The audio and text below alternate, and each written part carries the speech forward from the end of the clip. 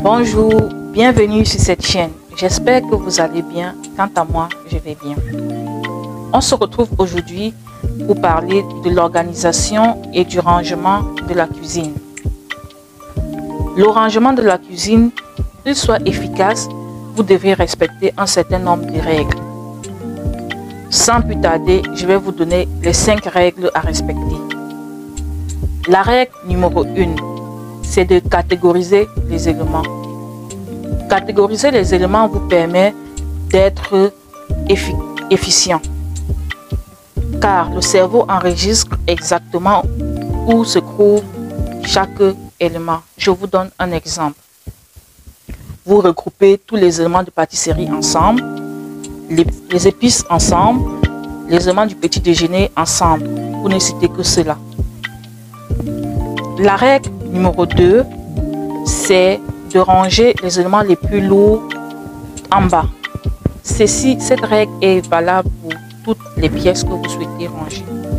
Toujours mettre les éléments les plus lourds en bas, car si vous les mettez en haut, au moment d'aller le récupérer, vous risquerez de le recevoir sur votre tête ou sur la tête d'un membre de la famille, et c'est pas ce que vous recherchez, je pense.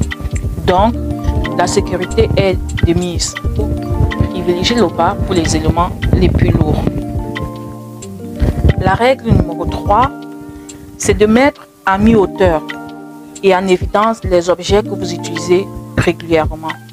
J'entends ici par régulièrement les éléments que vous utilisez tous les jours ou alors de façon hebdomadaire. Mettre à mi-hauteur pour moi consiste à mettre les éléments au niveau de votre bassin. Si vous êtes le repère, vous les mettez au niveau de votre bassin, au niveau des reins. C'est ce qui permettra d'avoir accès à ce dont vous avez besoin facilement, sans avoir besoin de lever le bras ou de se courber. Ceci vous permettra de ne pas procrastiner, de faire immédiatement ce que vous vouliez faire, car c'est en évidence. Aussi, si par exemple vous avez des placards profonds, vous mettez au fond les éléments dont vous n'avez pas besoin le plus souvent et en avant les éléments dont vous avez besoin le plus souvent, régulièrement.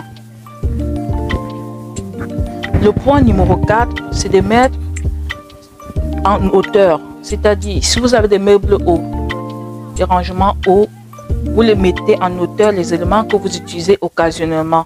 Ça pourrait être par exemple des notices, si vous regardez les notices en version papier par exemple.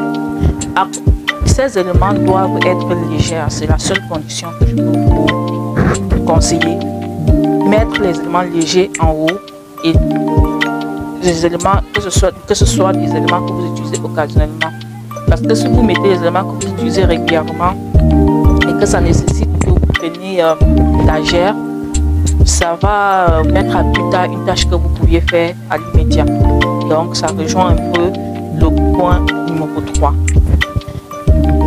Le point numéro 5, qui est pour moi le dernier point, mais qui est aussi important, c'est de l'esthétique. Quand un endroit vous convient esthétiquement, vous avez plus envie de passer du temps là-bas et de le garder propre et rangé le plus longtemps possible. Donc, il ne faudrait pas négliger cet aspect esthétique. Pour conclure, le but de ranger ou d'organiser, c'est simplement pour se faciliter la tâche au quotidien, car je pars sur la base que nous, en tant que maman, nous n'avions pas du temps. Nous préférons passer le surplus de temps avec notre famille et profiter que d'être là à faire le ménage. Donc, quand nous le faisons, faisons-le intelligemment.